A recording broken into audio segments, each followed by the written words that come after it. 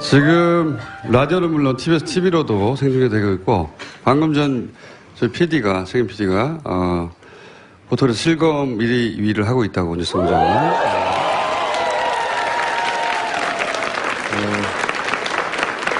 여기 입장하신 분들은요, 딱 200명만 실내로 입장하시고 나머지 못 들어오셨는데, 새벽 3시에 200명이 끌어졌다고 합니다. 네. 많은 분들이 이렇게 제정신이 아닌 상태로 지금 여기 계시고. 지금 이 순서는 저희 뉴스공장 최고 인기 코너죠. 예. 노르가즘 정의당 노회찬 원내대표 나오셨습니다.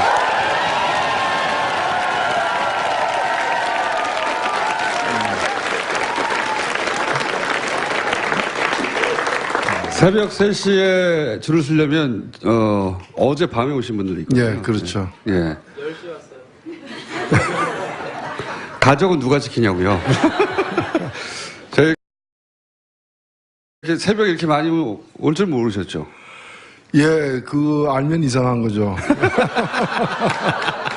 예, 이게 저는 그런 생각이 들어 와서 보니까 왜 이게 기네스북에다가 이 시간에 공개 방송하는 거는 아마 세계적으로도 유례 없을 것 같은데 세계사적으로도 유례 없고 기네스북에 신청하면 뭐 기록으로 공인받지 않을까 생각됩니다.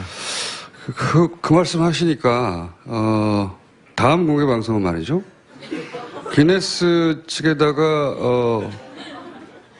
신고를 하고 세계 신기록에 도전하는 것으로. 근데 이제 오늘 이 자리에 못 오셔서 이 장면을 못 보시는 분들에게 설명을 드리자면 안에도 200여 명, 밖에는 더 많은 분들이 서서 서성이고 계세요. 예. 기괴한 장면입니다. 자, 첼로 연주 어떻게 됐습니까? 입 다물어서 어떻게 됐습니까? 우리 만만치 않습니다. 서로 맞교환하기로 했는데, 예. 제가 이제 언어의 마술사라고. 근데 많은 분들이 물어봐요. 사전에 대본이 있냐고. 보세요. 아무것도 없죠. 네. 정말로 언어의 마술사고요. 참고로 정청래 전 의원은 제가 언어의 맙소사라고 부릅니다.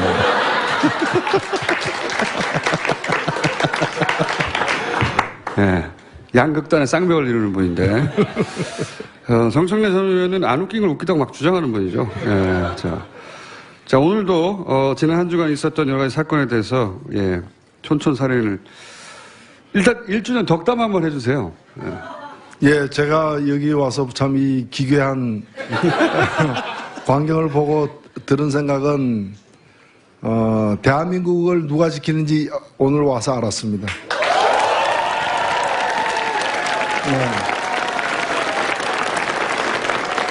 어떤 사람들은 전술핵이 대한민국 지켜준다고 하면서 멀리 이역만리까지 구걸하러 간 사람들도 있는데 여러분들이 이 시간에 이른 시간에 뉴스공장 공개방송에 모인 여러분들이 대한민국을 실제 지키고 있는 사람들이 아닌가.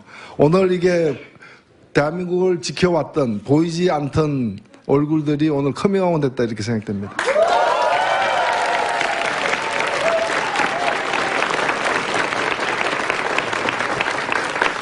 말도 참 예쁘게 잘하세요. 얼굴까지 예뻤으면 좋았을 뻔했는데.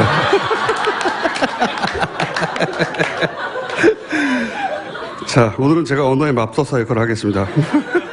허위 사실로 인한 명예훼손이라는. 허위 사실에 의한 혹은 명예훼손 혹은 사자 명예훼손 말씀하시니까 생각나는 게 정균석 전 원내대표가 이제 부부싸움 끝에 목숨을 끊었다 이렇게 노무현 전 대통령에서 대해서 얘기했지 않습니까? 이 발언에 대해서 어떻게 생각하십니까? 예, 있을 수 없는 발언이죠. 저는 그 사람으로서 해서는 안 될 그 선을 넘어섰다고 봅니다. 저는 정진석 의원이 어떤 목적, 어떤 명분, 어떤 이유로 그 발언을 했든 간에 관계없이 그 발언 자체에 대해서 뭐 1차 유감 표시는 했다지만 그 정도로는 택도 없다고 보고 제대로 사과를 해야 된다고 봅니다. 물론 사과한다고 해서 그 죄가 없어지는 것도 아니고 고소가 취하되지도 않겠지만은 그래도 그건 인간의 목소리가 아닙니다. 그건 짐승의 마음으로 한 소리죠.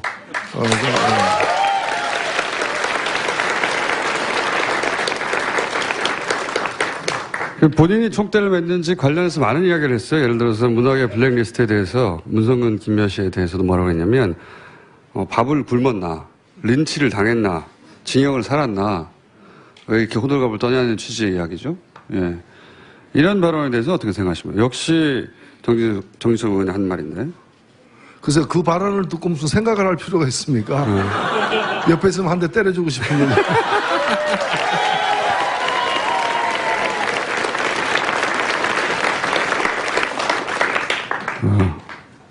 노 의원님이 이제 소송을 당하시겠군요. 공개적으로 폭력 행사를 암시했다고. 그러면서 또 뭐라고 그랬냐면 저는 이 대목이 가장 뭐랄까요. 지금 말씀하신 맥락선상에서의 말도 안 되는 얘기라고 생각하는데 노무현 전 대통령 유서 마지막에 누구도 원망하지 말라고 하지 않았냐. 예. 역시 정진석 의원이 한 이야기입니다. 아니 지금 문제의 발단은 우리가 뭐 매일매일 소식을 접하고 있습니다만은 그 이명박 정부 시절에 있었던 그 국정원을 동원한 그 이른바 이제 국정농단 사건이죠. 우리 국민들의 어떤 인권을 침해하고 법을 어겨가면서 한 그 불법 행위가 최근에 와서 그 구체적 증거들이 사실들이 드러나기 때문에 그거에 대해서 이제 수사를 진행 중인데 그걸 왜 노무현 대통령을 끄집어내 가지고 이걸 갖다가 가로막느냐 이러는 거죠. 말이 안 되는 얘기죠. 그래서 자신들의 어떤 그 범죄 행위 또 잘못들이 드러나는 걸 두려워 가지고 뭐 이 온전한 정신으로 할 수 없는 그런 온갖 폐악질들을 지금 하고 있다고 저는 그렇게 봅니다. 이게 의도가 있는 거겠죠? 네. 그렇죠. 그걸 통해서 뭔가를 방어하려고 이제 하는데 그게 방어가 되겠습니까? 오히려 자기 죄목을 갖다 하나 더 하는 그것밖에 안 된다고 생각됩니다. 이런 얘기도 했어요. 적폐청산은 갈등과 분열을 증폭시켜서 악순환을 반복한다. 그러니까 이제 이게 속내가 들어가 있는 거죠. 예. 더 이상 옛날 얘기를 꺼내지 말라고 하는 얘기인데. 아니 깡패를 갖다가 도둑질한 사람을 잡으니까 그래서 몇 시에 어느 집에 가서 뭘 훔쳤냐 조사하니까 사생활 침해라고 얘기하는 거. 그건 똑같은 거지 지금.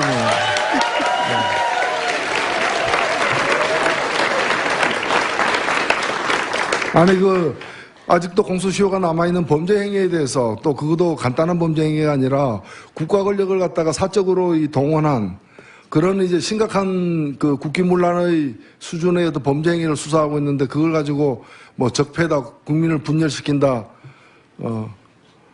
그 말이 안 되는 거죠. 왜 도둑놈 잡아 넣었더니 왜 가져가고 이렇게 생이별 시키느냐 항의하는 거하고 그 생이별 시켜야지 그럼 사이별 시킵니까?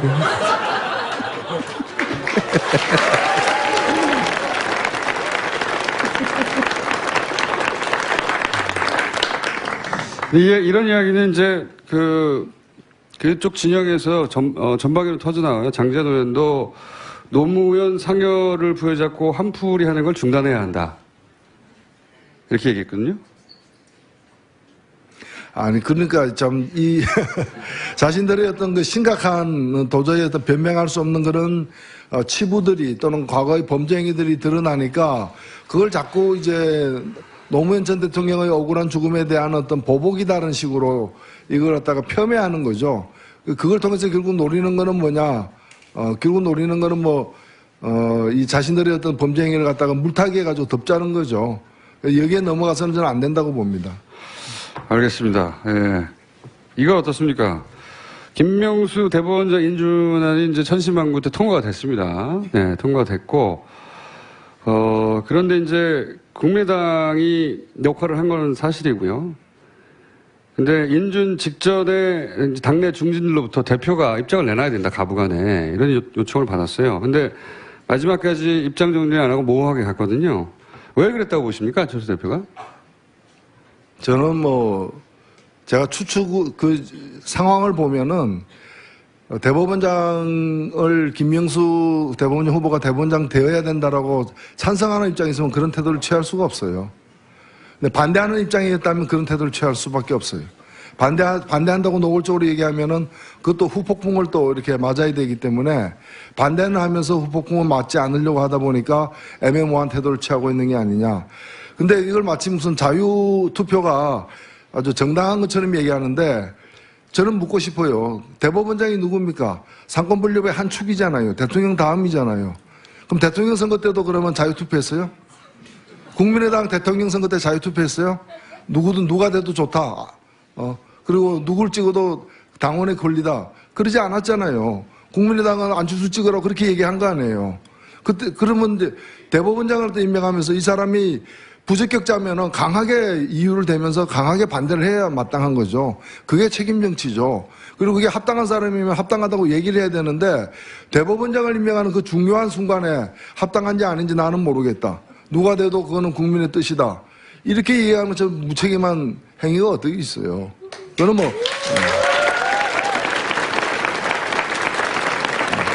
아니 고속도로에서 100km 이상 달리면서 핸들에서 손 놓고 자율 주행하고 있다 이거.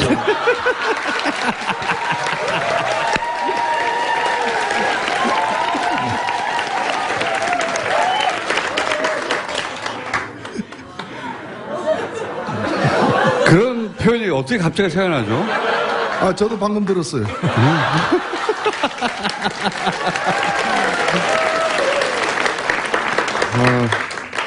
정청래 전 의원은 준비해 오거든요.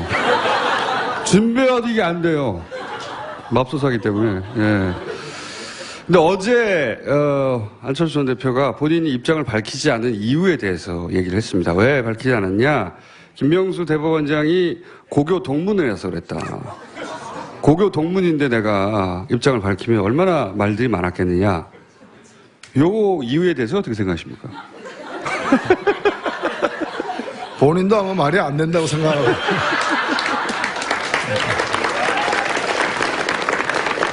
아니 고교 동문 이 대법원장 문제에 왜 고교 동문이 튀어나옵니까? 부산고 3년 선배로 사법부의 지금 심각한 상황이나 대법원장 기존 대법원장에 대한 일선 판사들의 불신이 굉장히 드높습니다. 각종 여론조사를 통해서 확인되고 있는데 이 심각한 상황에서 새 대법원장이 과연 적격자냐 아니냐는 어느 때보다도 관심이 지금 모아져 있는 대목인데 여기서 고등학교 동창이냐 아니냐 그런 식으로 따지면은 이번 대법원장도 저하고도 같은 동창에 속해 있어요. 왜냐하면 거기가 중고등학교가 하나의 동창회로 엮여져 있기 때문에 예, 부산 중고등학교 동문회에 제가 그 사람 3년 선배로 지금 돼 있어요. 저도 정혜원이고 그 사람 정혜원. 근데 이런 게 무슨 의미가 있어요? 제가 고등학교 동창회 국무총리를 해가지고 봐줍니까? 그런 거 없잖아요. 근데 이런 일에 왜 고등학교 동창을 갖다가 끄집어내느냐. 그만큼 이 문제에 대해서 할 말이 없다. 왜 찬성했는지, 왜 반대했는지, 왜 찬성 반대도 아닌 애매한 태도를 취했는지에 대해서 설명할 길이 없으니까 애꿎은 고등학교까지 끌고 나와가지고 평소에 애교심이 있는지도 의문스럽지만은.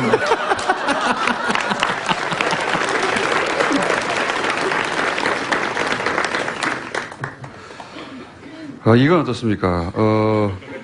바른정당 소위 자강파들이 계속 순환을 당하지 않습니까? 이원재 대표도 그렇고, 남경필 도지사도 그렇고. 이게 이제 우연인지 아닌지 미심적인 구석이 있긴 한데, 그것과 별개로 효과는 일단 자강파가 위축되는 거예요. 예. 이렇게 되면 자유한국당과 바른정당 사이의 통합의 가능성 어떤 형식으로든 점점 높아지고 있는 거겠죠? 예, 두 당의 온전한 형태로의 통합의 가능성은 그렇게 높아 보이지는 않습니다만은 네. 바른당에서 적지 않은 수의 분들은 마음을 정한 게 아닌가 이렇게 사실은 보여지고요. 그래서 그것이 생각보다 좀 당겨져서 지방선거 앞에 그 실현될 가능성도 있고, 어찌 보면 지금 정당 구조 자체가 대부분의 정당들이 굉장히 불안정한 상태에 놓여 있습니다. 지금 뭐 제가 볼 때는 뭐 민주당과 정의당 빼고는 뭐 자유한국당 같은 경우에는 사실은 이게 정치적으로는 이미 파산 선고를 받은 부도가 났는데 회사가 계속해서 이제 사장이 출근하고 있는 뭐 그런 상태죠. 이게 아니 박근혜 지금 정권이 교체된 게 아니라 제가 여러 번 말씀드립니다만 정권이 교체된 게 아니라 박근혜 정권이 붕괴된 거거든요. 그러면 그 정권을 떠받쳤던 그 당도 따라서 없어져야죠.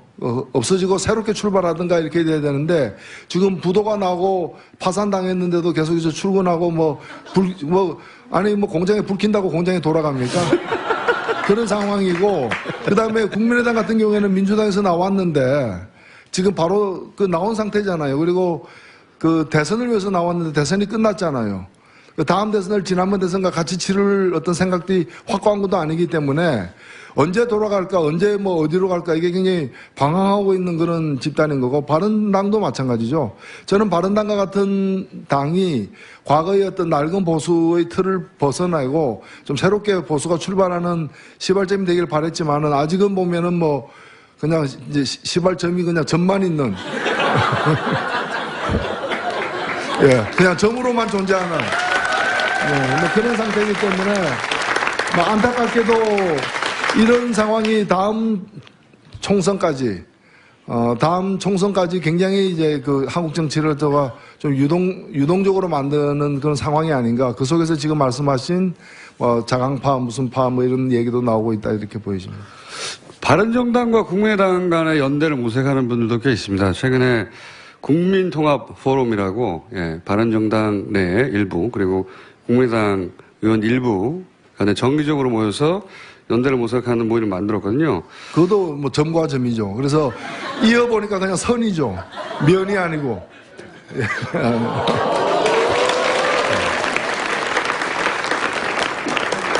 제가 아침에 수학 얘기 잘 안 하는데. 정의당은 어떻게 되는 겁니까? 정의당은 그러면. 정의와 함께 하는 거죠.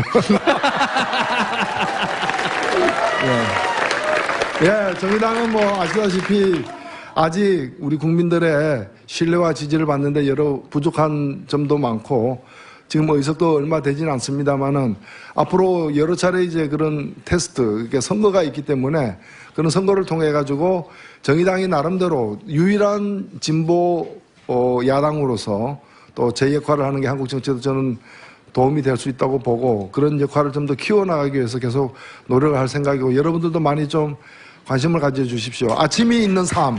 예. 아니, 막 박수 치지 마시고요. 통상은 저녁 있는 삶이라고 하는데 방금은 아침이 있는 삶이라고 하셨어요. 아침이 있는 삶이란 거는 뭔가 하면 저녁에 있는 삶은 그 자체로서 굉장히 소중하고 여전히 중요합니다. 다만 그럼 아침은 뭐냐? 아침이 괴로운 분들 많아요. 아침에 출근할 곳이 없는 사람들. 예. 아침에 출근하더라도 지긋지긋한 직장에 가는 분들. 예. 그나마 아침에 또 공개방송이 매일 있는 것도 아니기 때문에. 예. 그래서 아침이 행복한 사회, 아침이 행복한 나라. 이거 우리가 좀 가야 될 길이 아닌가 저는 그렇게 생각합니다.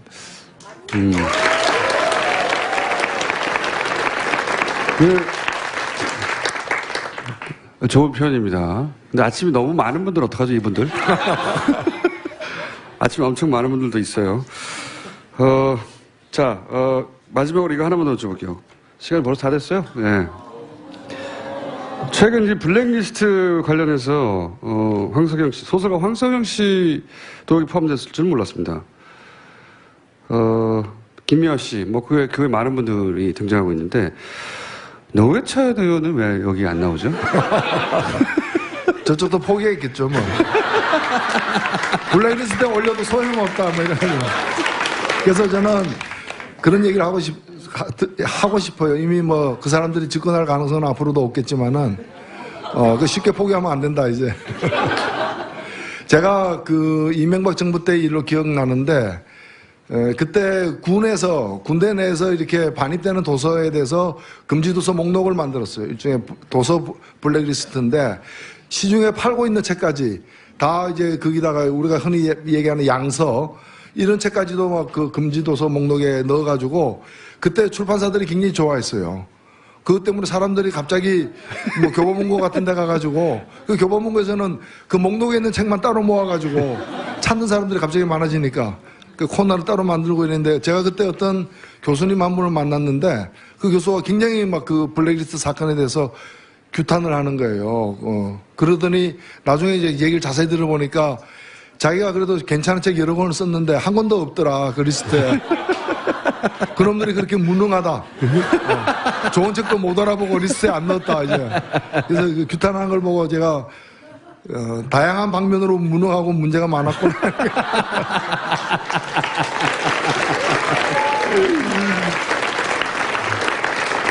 근데 리스트에는 없으시지만 본인이 겪은 일은 상당하잖아요, 사실은.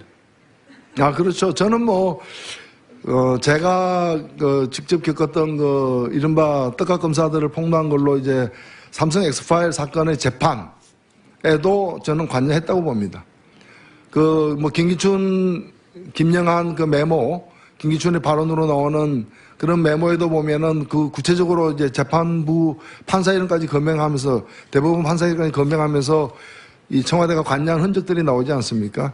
아직 뭐 저는 언젠가는 그런 이제 증거들도 100일 하에 이렇게 드러나는 그런 날이 올 거라고 보여지고요. 그래서 음으로 양으로 다 관여가 돼 있으리라고 생각됩니다. 사실 노회찬 전이 아니죠, 현이죠. 제가 전 의원 시절을 얘기하려고 하다 보니까. 전에는 전이었습니다. 진짜 고생 많이 하셨어요. 제가 가까이 지켜봤는데 어쩜 그렇게 괴롭히는지 꼼꼼하게 붙어가지고 대표님을 정치 일선을 복귀하지 못하도록 하는 모든 수단과 방법을 다 강구해서 괴롭혔죠. 그러나 다시 살아나서 누구의 도움도 없이 혼자 스스로 살아나서 다시 저희 앞에 와서 정청래 의원과는 다르게 언어의 마술사 역할을 해주고 계신 노회찬 오늘 박수 부탁드립니다. 네, 감사합니다.